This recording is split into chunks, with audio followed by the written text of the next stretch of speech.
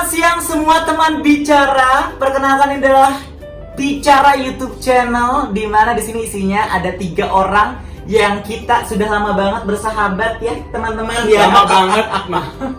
Kalau udah nyicil rumah udah lunas ya, jadi bisa dilihat mungkin 15 tahunan kita udah berteman, betul? Lebih mungkin. Lebih mungkin ya. Lebih. Oh iya. Jadi Bicara YouTube channel ini muncul karena kita bertiga ini sering banget ketemu quality time dan selalu ada aja obrolan yang menarik menurut kita. Yang minggu kemarin baru kepikiran kenapa kita nggak buat aja YouTube channel.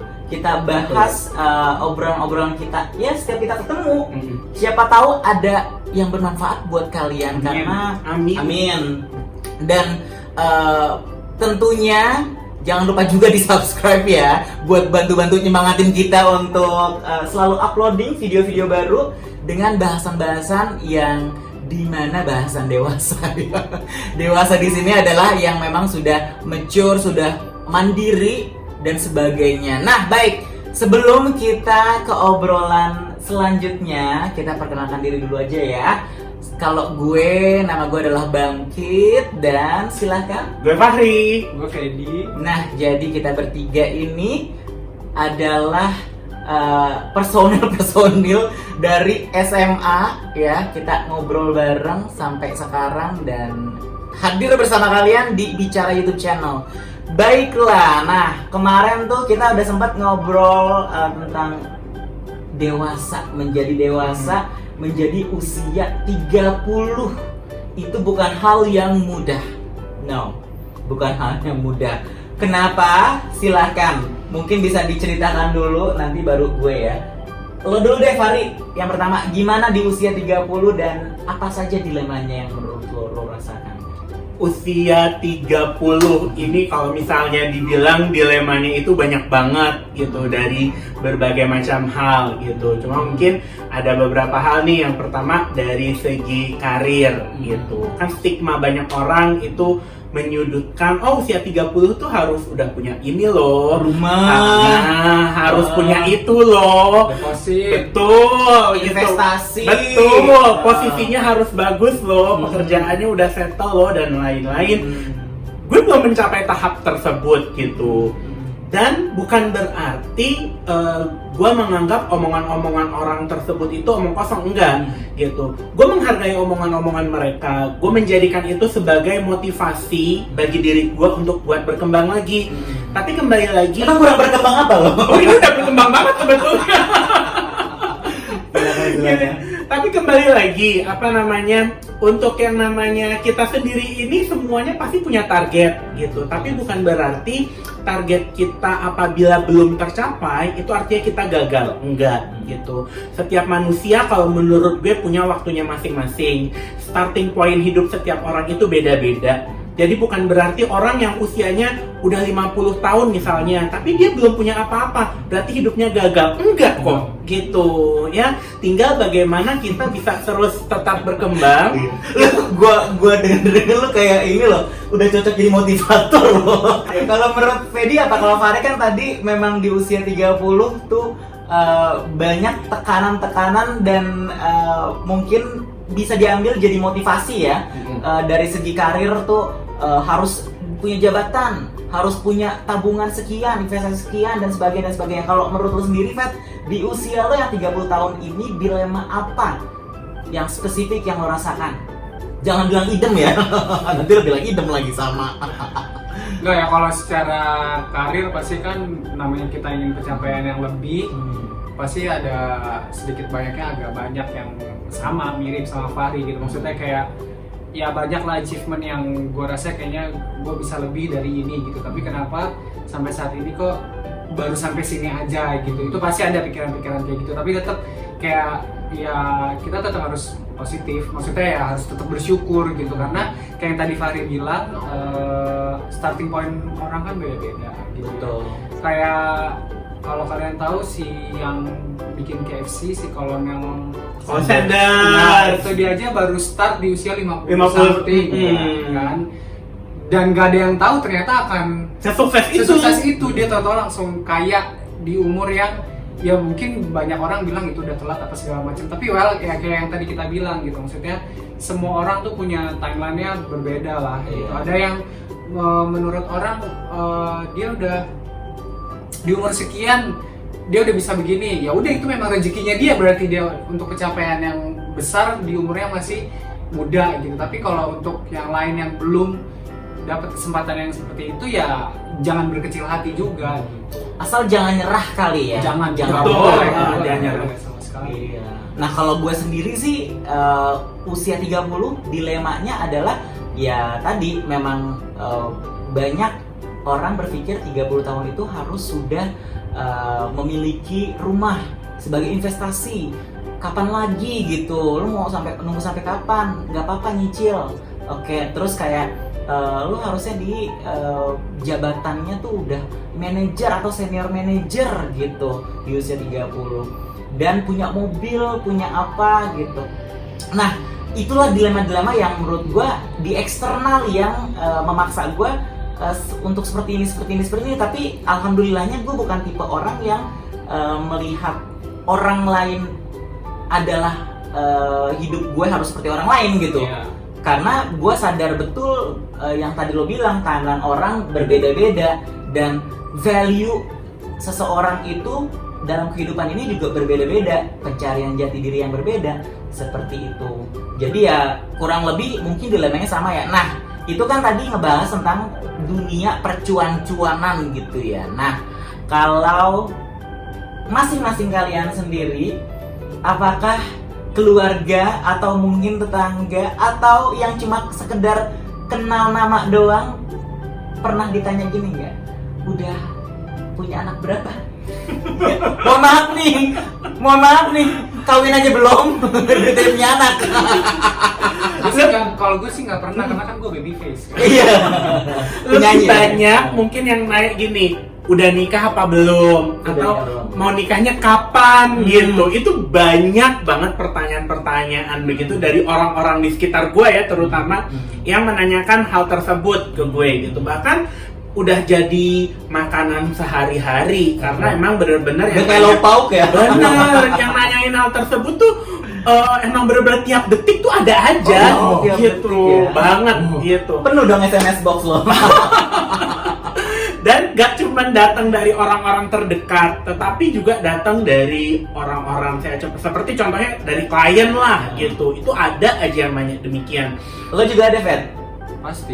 Ada. Nah, cara masing-masing kalian untuk tackle pertanyaan-pertanyaan yang tricky seperti itu ya, supaya tidak menyakiti hatinya juga. Kalau gue sih jawabnya pasti kayak jawaban-jawaban normatif ya, kayak gue masih mau bantu orang tua, gue masih mau happy sendiri tanpa ada tanggung jawab lebih gitu. Nah, kalau lo sendiri gimana?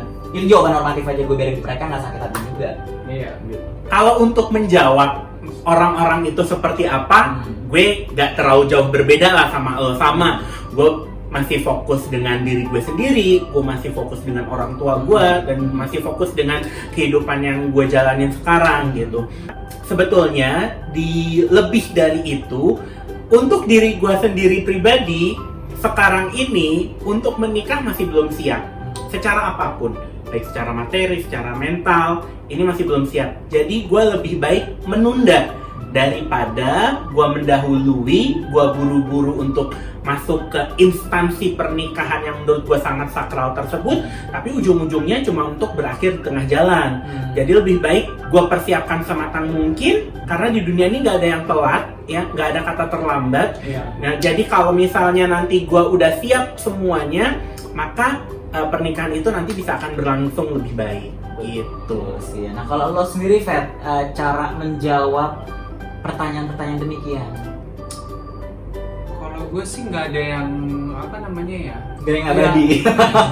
maksudnya nggak ada yang ditunda, nggak ada yang kayak ya tetap lah apalah pencapaian dan segala macam itu udah pasti.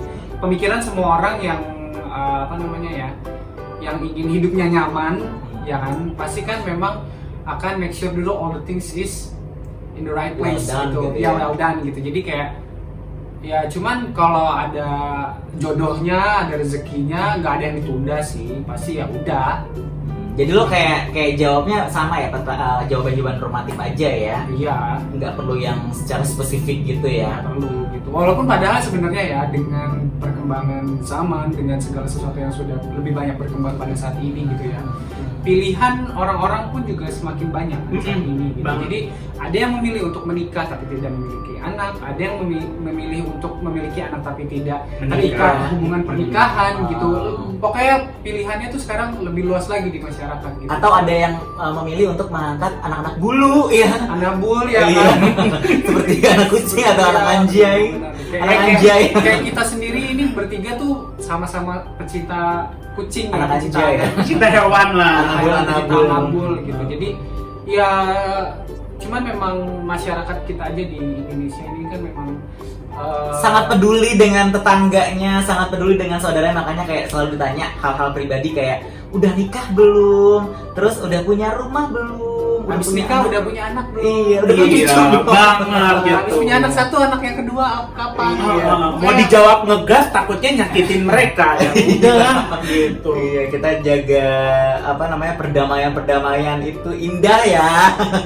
Nah, oke. Tadi memang kita udah bahas usia 30 itu ternyata nggak jauh-jauh, dilemanya adalah tentang stigma-stigma sosial yang harus dipenuhi. Kayak misalnya udah punya rumah, harus sudah punya jabatan tinggi, harus sudah punya investasi, usaha, pernikahan, anak, cucu mungkin. Gak kelar-kelar pertanyaan. Nggak kelar-kelar pertanyaan tentang duniawi ya, tapi jarang tuh pertanyaan kayak are you happy? Gitu tuh kan kayak Setuju. iya, Banget. are you happy with this life dengan usia 30? Nah, oke. Karena kita notabene ya memang jawabannya sama ya, karena kita bersahabat dan selalu ngobrolin hal-hal yang lumayan selalu nyambung ya. Banget. Nah, kalau digambarin dengan satu kata nih, usia 30 menurut Fahri apa, menurut Fedi apa, menurut Bangkit apa? Ntar Bangkit terakhir jawabnya. Oke, kalau menurut saya di usia kepala 3 ini satu kata yang menggambarkan kehidupan gue ini adalah berkembang. Berkembang. Iya, yang pertama nggak bisa lihat nih kak, anda ini badan saya sudah seberkembang ini dibandingkan 15 tahun yang lalu gitu. Tapi lebih daripada itu, berkembang ini selama perjalanan saya mencapai usia 30 ini nih, gue merasa banyak ada yang pertama itu pengayaan diri gitu, mulai dari bertemu orang-orang yang berbeda, kemudian juga bertemu banyak orang yang memiliki pemikiran yang berbeda, sehingga membuat gue menjadi lebih paham lagi dunia ini luas loh gitu. Betul. Kalau Fedi sendiri satu kata, kan kalau Fahri tadi 30 tahun adalah berkembang. Kalau Fedi sendiri 30 tahun itu deg-degan. deg-degan. Kenapa tuh deg-degan? Sebenarnya nggak dari umur 3, maksudnya di saat kepala 3 aja, dari umur seperempat abad gitu ya. Biasanya kan orang titik balik tuh start di 25-an lah, umur 25 tuh kayak udah mulai mikir sih, kayak gue mau kemana ya, kira-kira gue akan jadi apa ya, kira-kira masa depan akan seperti apa sih gitu. Jadi sebenarnya dari, nggak usah ditanya dari umur 30 sekarang aja, maksudnya kayak dari umur 25 pun udah mikir akan kedepannya itu seperti apa gitu. Karena perlu loh, hidup itu perlu ada deg-degannya. Banget. Karena kalau kita nggak deg-degan, kita jadi nggak ada tujuan hidup. Maksudnya Iya. kayak kita tuh nggak tahu akan apa namanya, akan fokuskah kita dengan yang kita jalani gitu. Akankah kita bisa bertanggung jawab gitu. Makanya dengan deg-degan itu kan, dengan deg-degan tadi berarti kan insecure dong. Dengan adanya rasa insecure gitu, kita kan pasti akan membenahi apa yang sekiranya belum benar supaya menjadi benar gitu. Supaya lebih baik lagi lah ini. Oke, jadi menurut Fedi deg-degan, menurut Fahri berkembang. Kalau menurut Bangkit sendiri, usia 30 itu sebuah transisi. Transisi apa? Transisi Bangkit, gue lebih mengenal Bangkit itu seperti apa, menjadi Bangkit yang lebih tahu apa tujuan hidupnya, lebih dalam lagi untuk mengenal bahwa kehidupan itu bukan cuma sekedar hal-hal fisik, namun hal-hal non fisik kayak hal-hal spiritual dan sebagainya. Setuju. Jadi itu sih kalau menurut Bangkit. Kalau menurut gue 30 tahun itu sebuah transisi yang besar. gitu, untuk mengenal lebih jauh lagi tentang kehidupan, tentang bangkit itu sendiri dan tujuannya mau ngapain. Jadi transisi mungkin kayak waktu masih lebih muda, belum terlalu peka. Tapi begitu menginjak usia kepala 3, transisi tadi tuh yang kurang peka akhirnya menjadi lebih peka terhadap hal-hal yang lebih detail Hal-hal di kehidupan kecil, ini.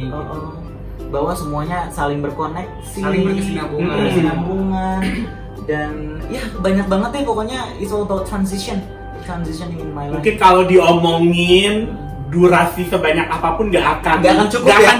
kali ya, karena memang permasalahan usia-usia seperti kita ini banyak banget ya dilemanya, dan mungkin juga viewers ngalamin hal yang sama. Betul. Gitu. Pasti teman bicara Iya. juga merasakan dong kegundahan yang kita Iya. bahas tadi gitu. Jadi kalau misalnya sudut pandang kalian apa sih? Tolong tulisin di kolom komentar ya. Iya, jadi kalau misalnya tadi kan dilema-dilema kita nih, menurut teman bicara sendiri apa dilemanya? Monggo silakan di-share, atau ada yang punya solusi lebih baik untuk menjadi usia 30 agar lebih fulfill hidupnya. Monggo silakan di komen aja. Dan pokoknya tadi kurang lebih conclusionnya di usia 30 dan dilemanya ini adalah mengenai perkariran, percuanan gitu ya, dunia materi dan Pernikahan gitu. Iya. Tapi ya kembali lagi, tiap orang punya timeline masing-masing, tiap orang punya tujuan hidupnya masing-masing, value yang seharusnya dia pahami, dia peluk sehari-hari gitu ya, value atau nilai hidup.